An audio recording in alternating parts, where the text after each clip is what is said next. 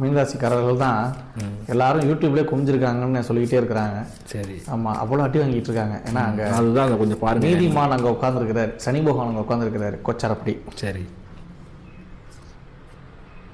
ஐயா, king of van. Okay. மறைமுகமாக இருக்கக்கூடிய பிரச்சனைகள் தீர்வுக்கு வரும். சரிங்க. இதுதான் சிம்பிளாக சொல்லணும்னா, இந்த மீனராசிக்காரர்கள் இப்போது இருக்கக்கூடிய பிரச்சனைகளை கணவன் மனைவி பிரச்சனை அதிகமாக வருது.